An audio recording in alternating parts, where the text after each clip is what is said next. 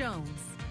Well, the Dallas travel team made it back safely during some of this holiday travel, talking with my technical director headed from the same direction. But as we made our way into this evening, watch this cloud bank make its way through. Now, the Concho Valley is under the influence of a lot of that humid air, and it's going to continue to stagnate around the entire region as it refuels a lot of this long wave trough action off towards the east, where it will continue to pump a lot of snow around the Ohio River basin. Looking at the temperature change over the last 24 hours, all the way down to 41, only up about 25 degrees up into those mid 60s, and we're already cooling off, and we'll see how slowly we'll cool off with some of this cloud cover across the entire region. 64 in San Angelo, everybody else in a combination of those mid to lower 60s across the entire Concho Valley.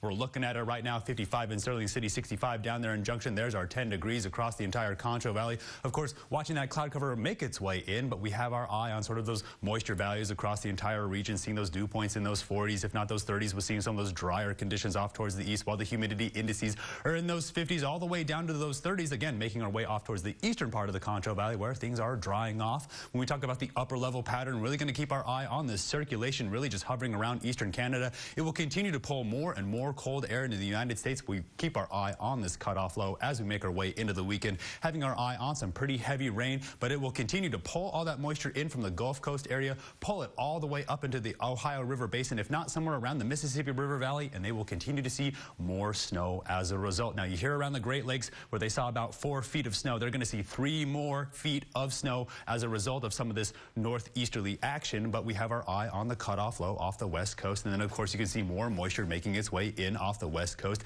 and down from Canada. This means that we're going to continue to see more moisture here in the Concho Valley. When we follow the moisture tracker, really watching those concentrations of blues push up into the area, then get pulled up into the Mississippi River Valley, where they will mix with that cold, dry air, and they will see more snow as a result. But here in the Concho Valley, we'll continue to hover in those 50s and those 60s. Severe weather outlook pretty quiet right now, but we take you down to the surface where we are continuing to track waves of snow making its way across right now Illinois, if not into Ohio and Indiana, where we're watching the cloud cover really just hover around the western part of the Concho Valley. Now, we're going to hold on to this cloud cover for quite a while, and then by the end of the week, it will in fact turn into some light rain. Now, we'll watch the cloud cover continue to push in from the south tonight. That's where we're seeing the easterly winds and that cloud cover. It's going to continue to hover around I-35, then make its way back in again. It's going to continue to refuel those shortwave troughs, making its way up into our area, and then it will turn into snow as it makes its way up into the northeast. So tonight, we're going to drop back down into those mid-40s, still on the lookout for a lot of that cloud cover and those easterly winds. Then tomorrow,